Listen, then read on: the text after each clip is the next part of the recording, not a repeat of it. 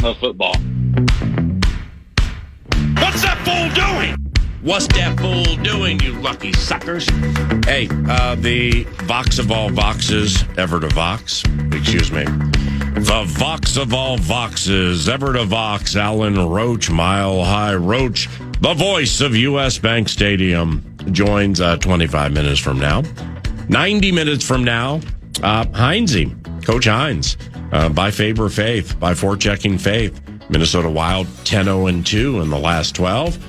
Calgary will be the next to take the L, and that's tomorrow night, assumedly on KFAN. Heinze, John Hines at about 11:35. Nordo produces, and I'm Paul Allen, and it comes with deep regret and a fair amount of chagrin on the countenance of your announcer that this segment has been entitled Vikes Bits That Bite. So we got Vikes Bites.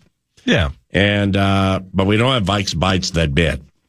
Right. So but we have Vikes Bits that bite. And Vikes Bits that bite include the potential of historically bad numbers for the Minnesota Vikings. Some historically bad things are developing right now. I already hate this segment. And unprompted, Florio, kind of like I tried to get out of that Vikings part of the conversation alive after the 4-8, and he's like, "What? You don't want to talk about what goes in the 4-8?" I'm like, "Not really, but hey, you're the guest, and is he the longest? Yeah, he's the longest tenured weekly, maybe Lavelli Neal III, but Florio's one of the longest tenured weekly guests 9 to noon. So if he says, "Well, you don't want to talk about," and I'm not blowing out your. So he hit on some things about, over the course of his lifetime, been only really like 5 really, really, really bad teams and things like that. And he did that unprompted a day after yours truly completed crafting some Vikes Bits that bite. Simply because in takes for tots like fashion, 9 to noon wants you to be informed.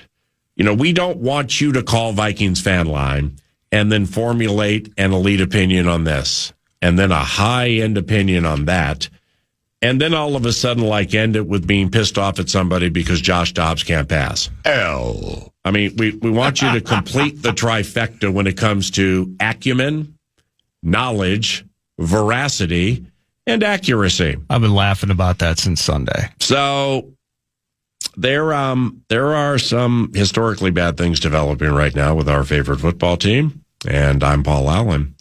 Now, the Pittsburgh Pirates missed the playoffs. Baseball team missed the playoffs from 92 to 2012. All right, so that's that's historically amazing. No playoffs, 92 to 2012 for Nordo's Buccos.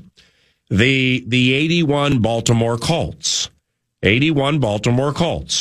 were minus 27 in the turnover differential. Minus 27. That's the worst in the last 50 years, according to the statistical wherewithal website at which I was gandering yesterday.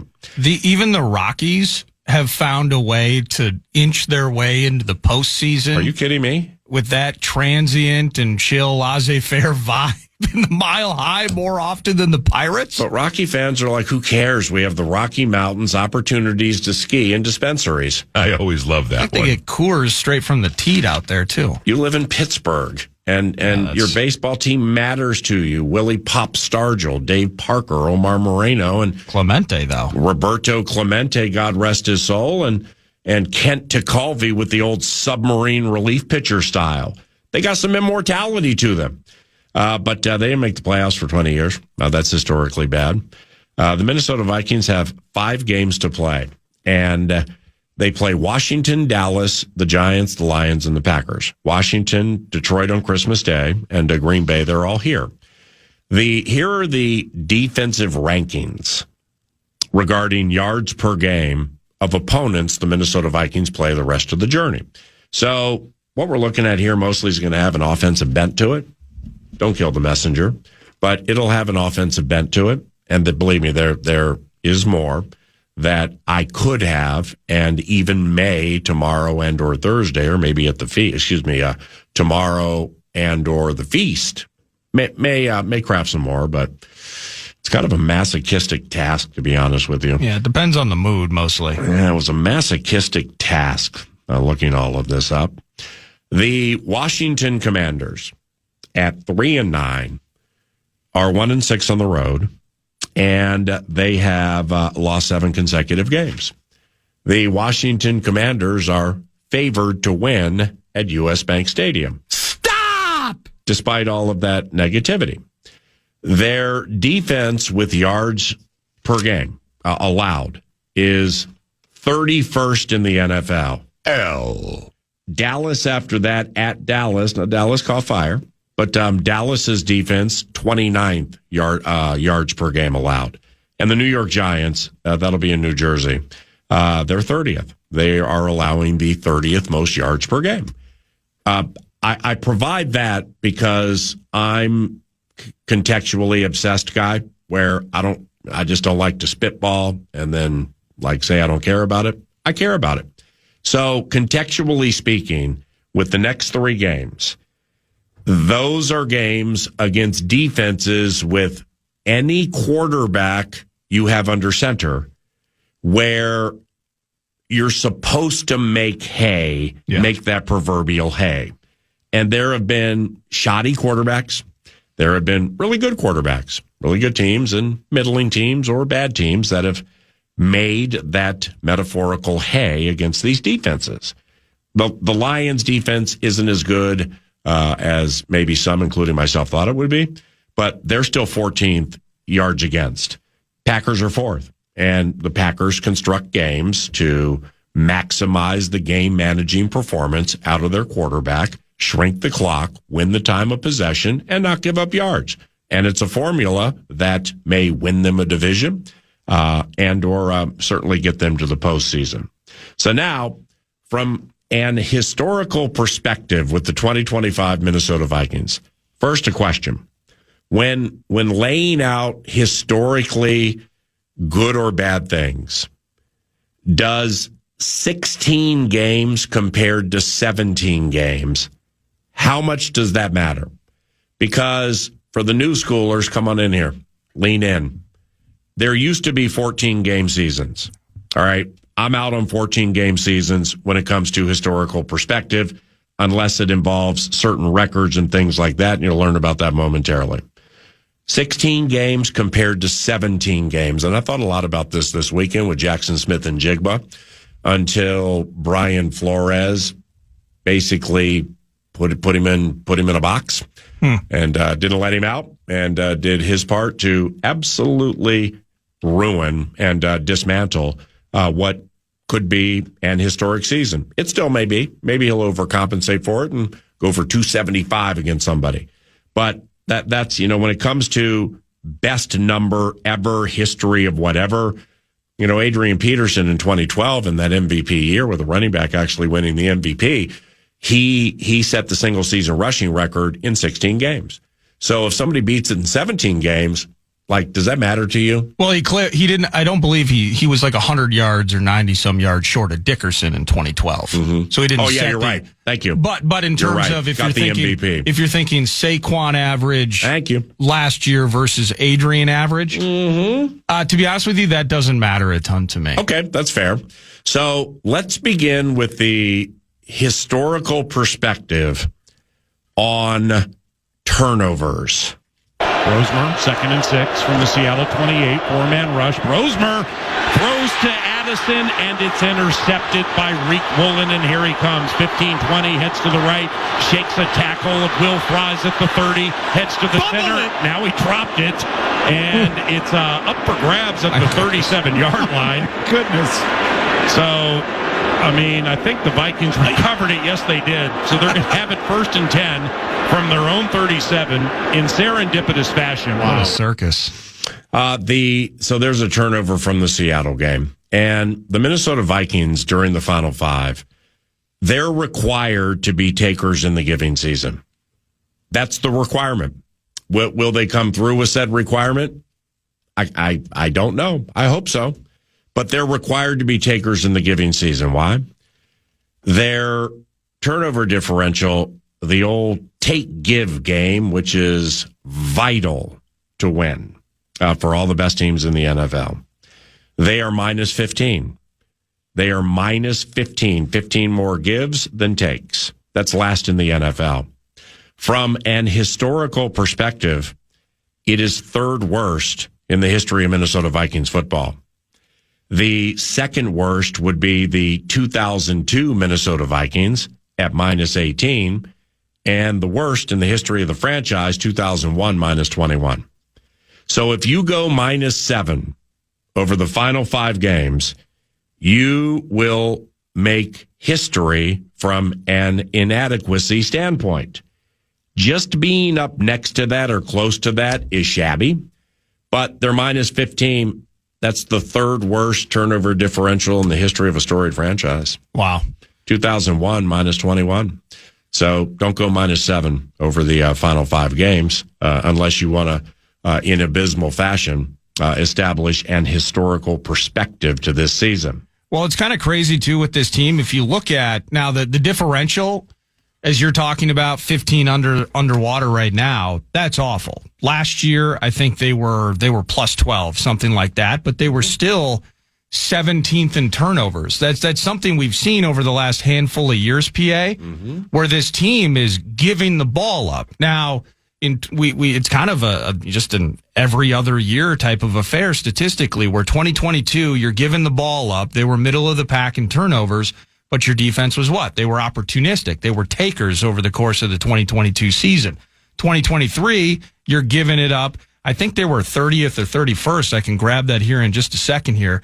They were, let me see, they were 31st in turnovers. They gave it away 34 times in 2023.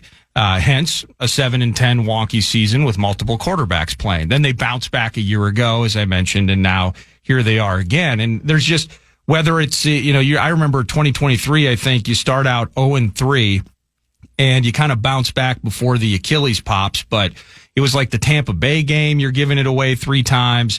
The Chargers game, Hawkinson fumbles it early. Chiefs game, Carolina Panthers game, you have this pick 6 from Kirk. Chiefs game, you have Josh Oliver opening possession with a fumble. Like these mistakes and these self-inflicted wounds that we are inflicting upon ourselves has kind of been a trademark really over the last half decade. The finishing line, the evening point that you're talking about is that the defense has been there to really pick it up in their own right along the way. And in 2020, I mean, minus 15 is just preposterous. And the fact that it's getting as close to historic as you're laying it out, that's nutty. To each their own with their taste. Here's mine. In all the years that I've called Minnesota Vikings football, with the 3 interceptions, the 5 gives, the minus 15, the times of games they're happening, how they're happening, I've never seen anything like it. Yeah. And so therefore, from an historical standpoint, don't kill the messenger. We're just laying out like the history of it. And I called the games in 2002 when they were minus 18.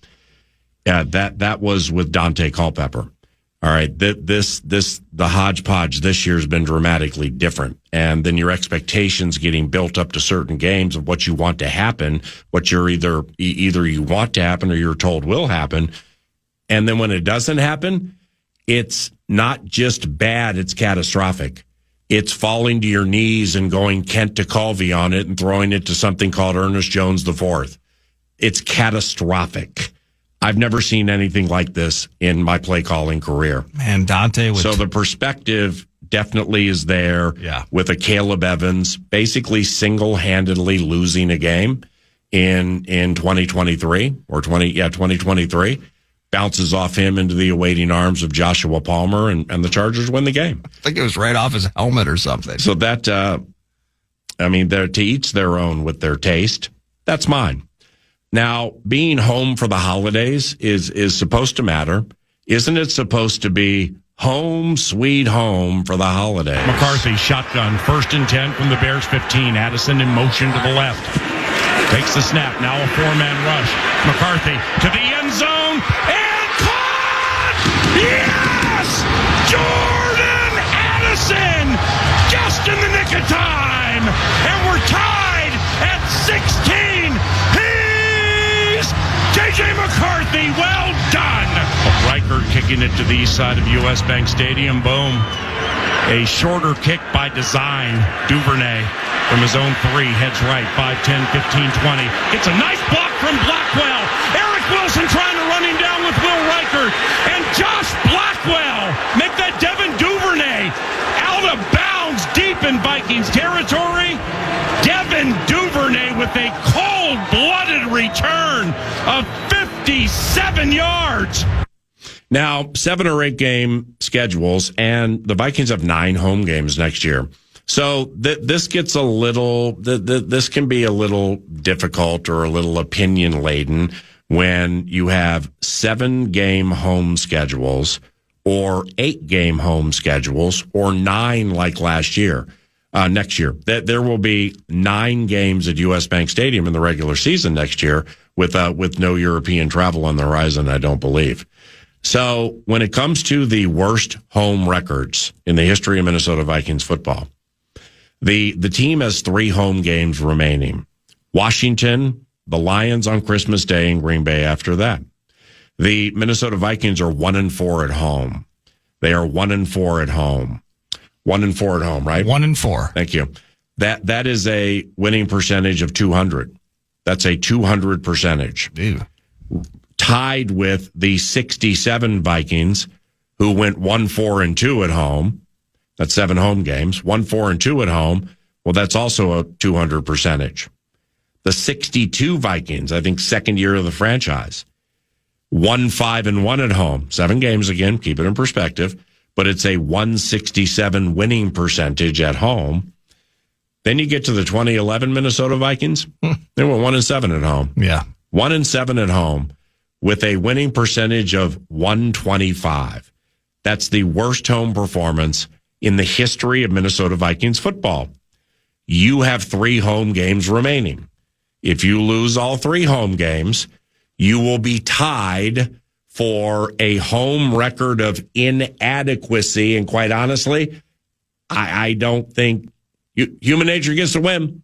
Personally speaking, I don't think anybody wants to be associated with a 1-7 home record. No. And a winning percentage of 125. Well, I looked at it. I looked at it a little bit differently. You dug deep. I didn't go back to. That's what I do. To the true genesis. Born in 1961, the Vikings franchise. But that's good that you did. Thank you. I looked at it just again from 1984 when I was born through today, and you have the '84 Steckel team, which is a disaster, 3-win operation. They had 2 wins at home, and then in '06.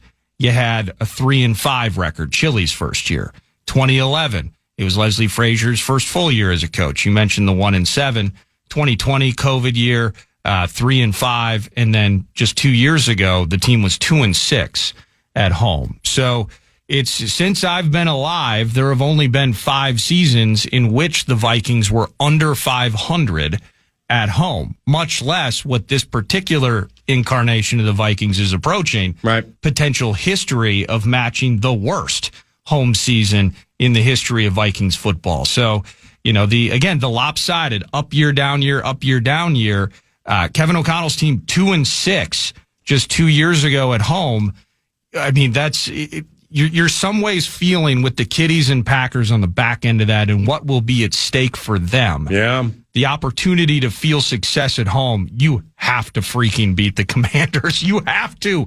You can't have 2 seasons in 4 in which you are winning 2-6 and then potentially 1-7 or 2-6 again. That is brutal and catastrophic for the home Vikings loving fan base. We understand everything you're hearing right now requires stop. And after this one, we will. The Minnesota Vikings have not scored a touchdown in 8 consecutive quarters. Will Reichert is 7 of 9 this year from 50 plus. This will be a 59-yard try, right hash. Snap, spot, kick, leg, excellent accuracy. Yes! Wow! Holy cow, is this kid good?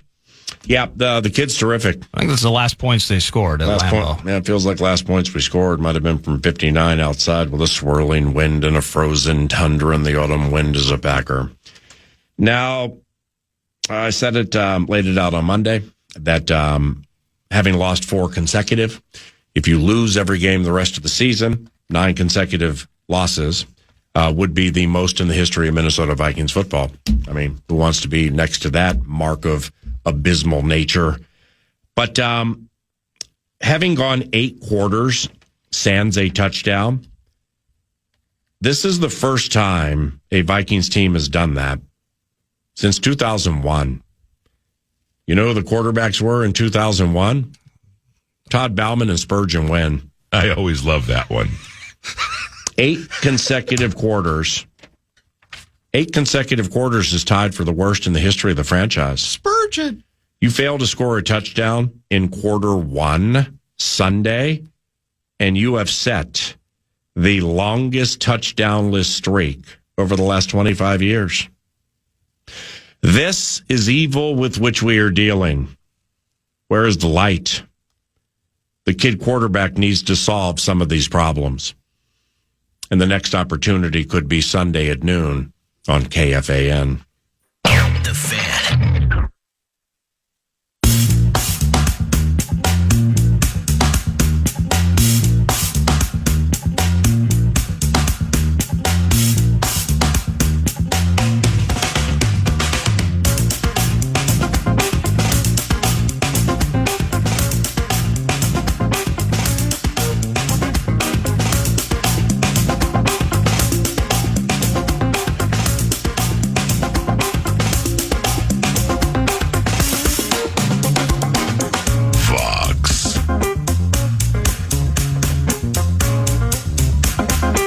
The Vox of all Voxes, ever to Vox, is back in the state Sunday for Vikings and Commanders. Minnesota is looking to beat Washington for a 4th consecutive time, while also hoping to avoid its first 5-game losing streak since 2011. Oh my gosh. Alan Roach, at Mile High Roach via the tweet machine, is the voice of U.S. Bank Stadium and Avs games at Ball Arena. From Slayton to Saddle Ridge, the Vox booms in second to none fashion. Good morning, Alan. Good morning, TA. After a half hour of bits that bite, that leave the taste of vomit in your mouth, I'm hoping I can provide a little positivity. Well, there's more. The program. I can share more, but I figured I'd save the McCarthy stuff until tomorrow. Anyway, your Avalanche have won 12 of the last 13. What a quality product. And Alan Arena Voxed a W last night at Ball against the Vancouver Canucks. These Avalanche, the only loss in the equation. What happened there? To whom did they lose when they've won 12 of 13? And what happened there? And good morning. Good morning. Yeah, I should have looked it up. Somebody asked me that question yesterday. Well, who did they lose to? I know the Avs started out 5-0, 7-0, 6-0-1, something like that. So they didn't lose, in their first couple of weeks. It was somewhere around game 10 that they lost their first game. I haven't looked it up, so I don't know. Well, the team to whom they lost, they're automatic right now. Yeah, the team to unless it's Let's play hockey. Yeah, they're automatic. It's time to drop the puck. Unless they're playing a team that's 10-0-2 right now. Look here, Vox. This Wild organization is an unstoppable machine right now. How concerned are you after Volstead stonewalled McKinnon and Makar last Friday to earn the victory? Vox of all Voxes, ever to Vox. Each team left that game with a point, and the Wild got the extra point. Yeah. And I guess we'll call that the benefit of being at home. How great would it be if these two teams, the Wild and the Avalanche, can play a super meaningful Western Conference playoff series in May? Yeah. The Wild have become the team that Avalanche fans hate. For years and years, Really? It was the Detroit Red Wings, back in the Sakic and Waugh days. It was the Detroit Red Wings. They've now gone to the other conference. And the Wild have taken that spot. And I think a big reason is because, A, Minnesota fans travel pretty well with their hockey team, but also there's a great number, just like me, of Minnesota people that have moved to this area. Lucky. So when the Wild come to Ball Arena and play, there are a lot of Christmas jerseys. And my favorite, the throwback North Stars Wild jerseys in the stands. So the Wild have become the team to hate for Avalanche fans. Well, yeah, thanks in part to your radio or TV play-by-play voice who went to the X machine and freaked out when the youthful nature of Jesper Wallstedt had the audacity to fist pump and celebrate after stopping in a shootout. Oh, geez, just Cale Makar and Nathan McKinnon. And then the Vox back there, who's not you, he doesn't boom from Slayton to Saddle Ridge, goes to the X machine, basically just attacks Wild Nation. What are your thoughts on that? I didn't hear about this until yesterday afternoon in Barrero. Of course you did. I was just in my kitchen doing whatever, getting ready for going to work, and I hear him play Connor McGahey, the Vox of the Colorado Avalanche, say, and Wallstedt stops the shot. Wild will win the game in overtime, 3-2, and Jesper Wallstedt is celebrating like he won the Stanley Cup. He did not. Yeah, I understand that. I thought it was a brilliantly delivered line. Of course you did. I think the world of Connor McGahey, and I'll give everyone a secret. I taught the kid everything he knows. Wow. I couldn't pick Connor McGahey out of a two-person lineup standing next to Bob Miller, but nevertheless, I don't think Kareem. He is a brilliant play-by-play. Of course he is.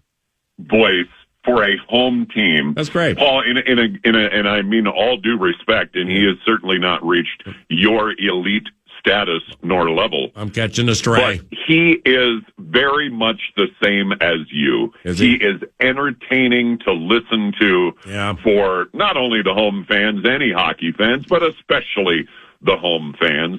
He has nicknames for every player and rolls out those nicknames every time they score a goal. And that little line right there that he said he's celebrating like he won the Stanley Cup, he did not. I can see you saying something like that, PA. That's kind of you. The difference is when those listen to yours truly here on KFAN, they're lucid and they know what they're listening for. When they listen to that guy, well, you got dispensaries; they're all high, so they think everything is just euphoric and top of the world. I mean, let's be serious with each other here. Hey, Vox of all Voxes, ever to Vox, Alan Roach. Here come the Commanders and their 3 wins and 7-game losing streak. They have a starting corner who wears the number 0. And I don't know if you've looked at their rosters or the names yet, but this cat's name is Mike, then Sainristil. Have you looked at it yet? I have not. Today is my day that I will receive the flip card and begin making my rosters. But that's Sainristil, is that right? Yeah, well, that's not the tricky part. Yeah, you nailed it. Or Sainristil, one of the two. Mike is first name. It ain't Mike. It's Mikey. Oh. He's Mikey. And it's just Mike, but it's Mikey. It's Mikey, right. Yeah. So be careful. Be ready for that. We're just taking care of the Vox of all Voxes, ever to Vox, because we care and we love. Also, beware of those curveballs, Vox, during these dark days at the stadium. How about fellow corner number 6? Last name Igbinoghene. Holy heck, gives me anxiety on a Wednesday. So what does one do with that one? Any idea top of the head? Igbinoghene. Igbinwanui. I'd have to look at it. You're close. To see it. And, they have the little pronunciation guide on the flip card that tells you, but how many times, and I know you feel the same way I do, there are so many times where the visiting team puts together the pronunciation guide, and the pronunciation guide makes it actually more difficult to pronounce the name than if you just looked at it. Igbenogany.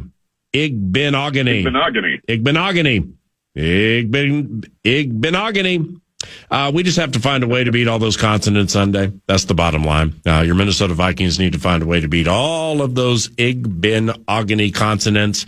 Seriously, how do we do it? This is tough. The most disappointed, obviously I'm disappointed. All Viking fans are disappointed. The most disappointed I think I am is, and again, this is from afar, and kind of the only touch that I have with the Vikings during the week is KFAN and your show. And I appreciate all of the great information and all of the stats. What I dislike is, hearing the absolute jumping off the cliff mentality of too many Vikings fans.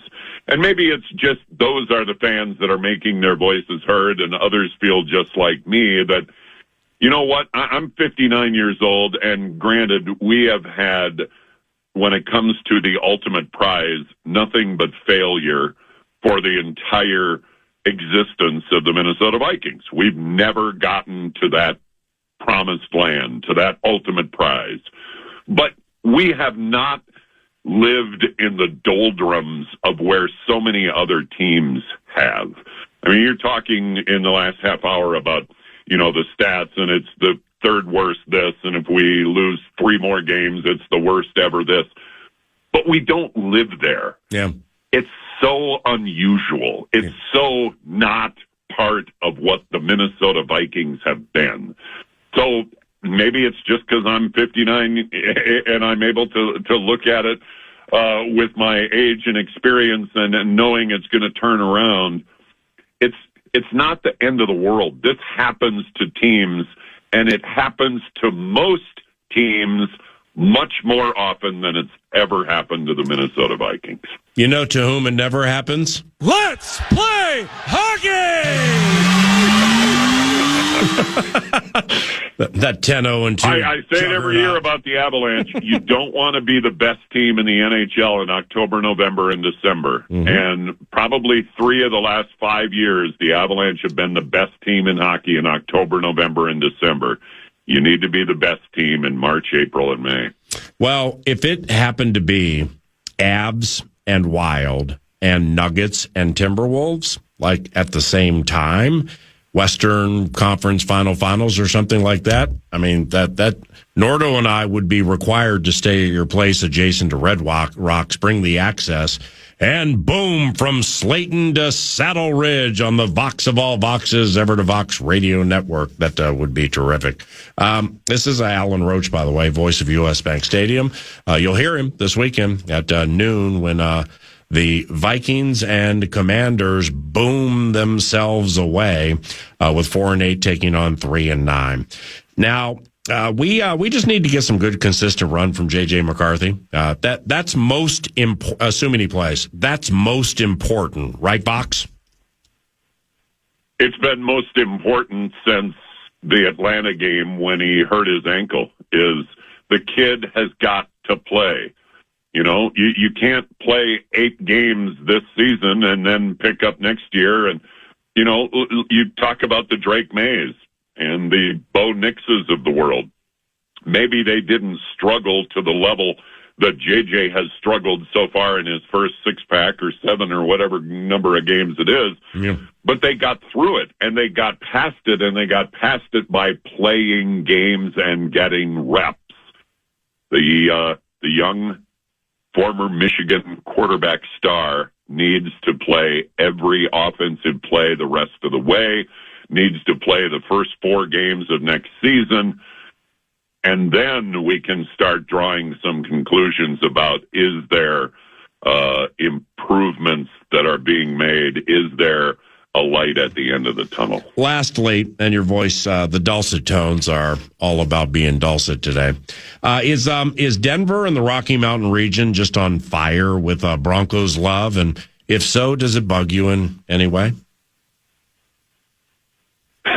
It's horrible. I used to, the only time, 5-6 years ago, the only time I wouldn't listen to KFAN is when I would listen to local sports radio in Denver, because I'd just hear them crying and whining about the Denver Broncos and fire everyone and cut everyone. It was enjoyable to listen to for an hour or two every day. Do you find yourself... Now, go ahead. Yeah, now listening to it, it's hard to take. But going back to what I just said about teams that go through bad stretches, certainly the Broncos have won a lot more Super Bowls than the Minnesota Vikings, and probably more than the Vikings will win in my lifetime. But the Denver Broncos also went through 10 years, the last 10 years or 9 years, whatever it was, since Peyton Manning, where they drafted, I don't know, did they draft 3 quarterbacks in the first round? Certainly 2. That ended up failing and getting them nowhere, and they're winning 4 and 5 games every year. And that's the kind of thing that the Vikings don't go through, and I don't think we're going to go through that after this year again. But, it's not as bad as it could be. Hang on. Have some faith. We're Vikings fans. What does it say in the opening at U.S. Bank Stadium? Yeah. We're not barbarians. Yeah. We're Vikings. I love that. A couple of people at KOA just caught a stray. Do you find yourself frequently rooting against the likes of Dave Logan and or Alfred Williams? I'll tell you, when I left the Broncos 10 years ago after the 2015 Super Bowl winning season, the Broncos had been run by a board of directors because one of the greatest owners in the NFL, Pat Bowlen, had become ill and I think had even passed away by that point. And so he wasn't running the team on a day-to-day basis for about 10 years, and there was a board of directors that was, and it was the most unorganized, horribly run sports franchise that I had ever been a part of. They were a dumpster fire. Now, over the last 4 years with the new ownership, everyone that started that dumpster fire and kept the fire burning for an entire decade is now long gone out of the organization. And I had personal relationship type problems with a lot of those people. So I was very happy to leave the Broncos when I did and come to the Vikings. But now the ownership is back. The team is back. Obviously, the coach, I wish that guy wasn't there. But I am very happy for Broncos fans that they are back in the winning ways, because it really is an amazing sports town. It's one of the best outdoor stadiums, the loudest outdoor stadiums to go to when they get rocking and they're winning. So nothing but thumbs up and love for all of the Bronco fans. But maybe in the end, I hope there might be ultimate disappointment. I look forward to seeing you this Sunday. Safe travels, and God bless you and your family. We'll talk soon, Vox, all right? Thank you, PA. Happy holidays. Skol Vikes. Alan Roach at Mile High Roach via X. He's the Vox of all Voxes, ever to Vox. Let's play hockey!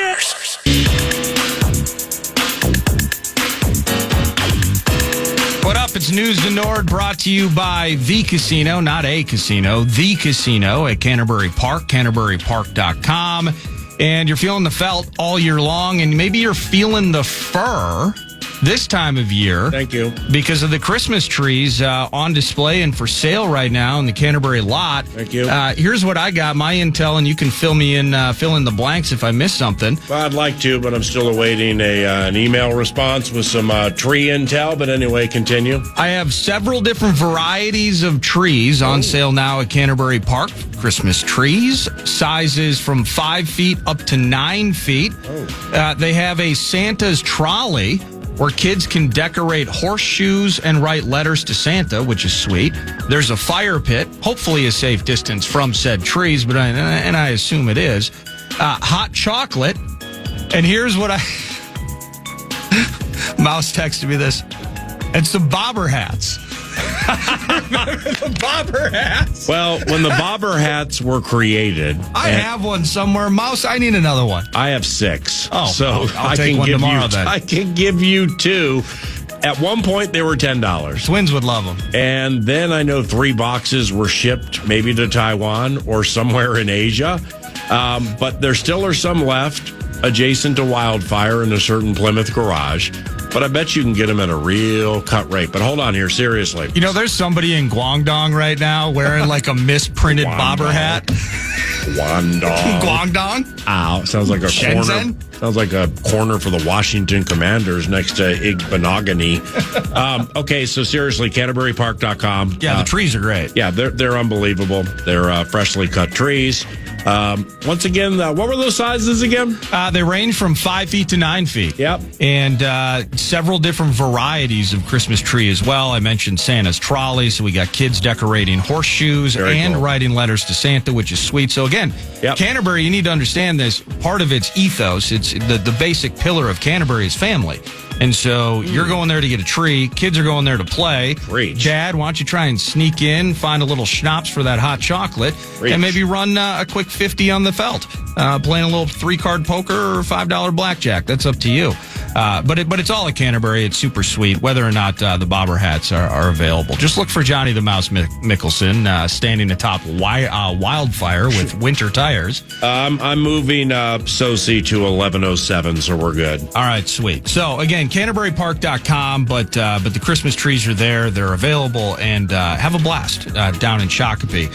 The Minnesota Timberwolves, well, it took more than some may have expected to get by the 3-win Pels last night in NOLA, but they did, and they were having a blast of their own. Trying to get it on. Here's Randall. Spins inside. Pump fake. He'll rise and finish at the cup.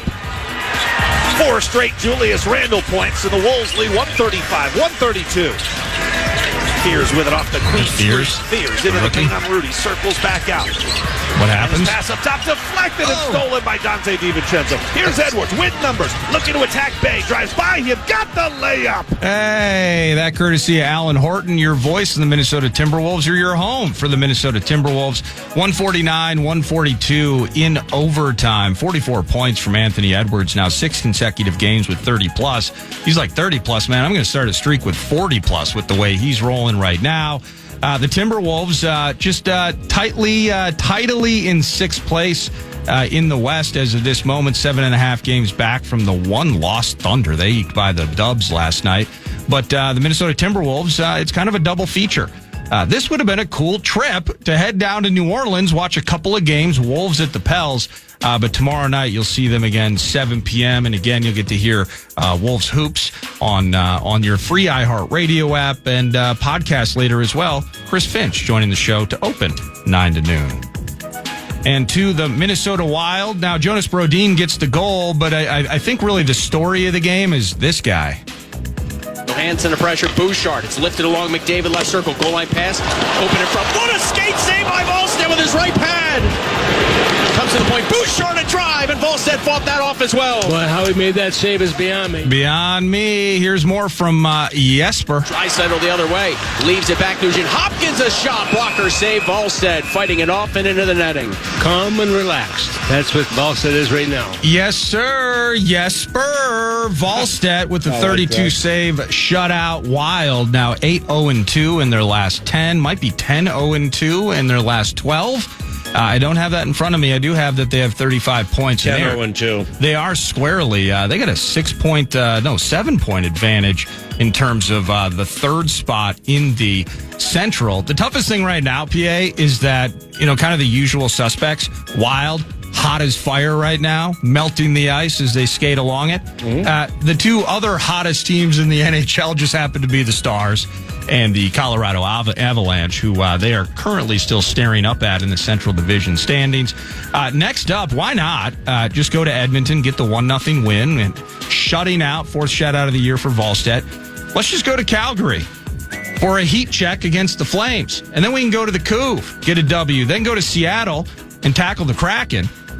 And then the true heat check next Thursday, PA, Dallas Stars in town. So why don't we just go? That would put us at 13-0-2 in our last 15. Yep. To come home to Grand Casino Arena on a Thursday night next week and handle the Stars. What a beautiful run this team is on right now. Discussable. Let's play hockey! This whole 4-game Western Canada Pacific Northwest roadie with John Hines, coach of the Minnesota Wild, who joins 34 minutes from now. And that's News to Nord, brought to you by The Casino at Canterbury Park. And one more time, Canterbury. No, it's the Treecino. The Treecino. The Treecino. The Treecino. Sitting there waiting for some intel and an email, and we just come up with Treecino and bobber hats. Your bobber hat leader. Yeah, that's great. CanterburyPark.com. Check out the family affair with the Christmas trees, Santa's trolley, and so much more down at Canterbury and Shakopee right now. We are debuting what will probably be a 5-week series, maybe 3, 4, or 5. Maybe 2 or 3 if I forget to do it next week. It's called Glorifying the Good. What's good in the National Football League? Well, the New England Patriots is good, and their Vox, Bob Sosi, joins 9 to noon next at FM 100.3 KFAN.